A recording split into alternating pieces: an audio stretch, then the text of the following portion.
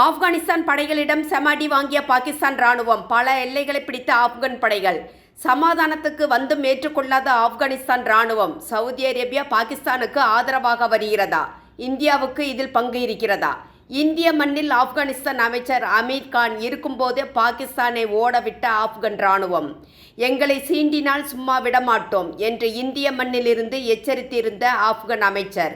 ஒரே கல்லில் 2 மாங்காய் அடித்த இந்தியா. பார்க்கலாம் இந்த வீடியோவில். பாகிஸ்தான் சும்மா இருக்க முடியாமல் ஆப்கானிஸ்தானை சீண்டியது. ஆனால் தற்போது அதற்கான விளைவுகளை அனுபவித்துக் கொண்டிருக்கிறது.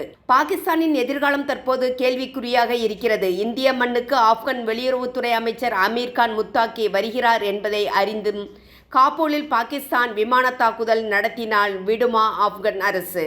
இதைத்தான் நான் முந்தைய வீடியோக்களில் கூறியிருந்தேன். வம்பை விலைக்கு வாங்குகிறது பாகிஸ்தான் என்று. அது சரியாக தான் இருக்கிறது. ஆப்கன் வெளியுறவுத்துறை அமைச்சர் அமீர் கான் இந்திய மண்ணில் இருந்து எச்சரிக்கை விடுத்தார். எங்கள் மீது தாக்குதல் நடத்துபவர்கள் ஒன்றை தெரிந்து கொள்ள வேண்டும்.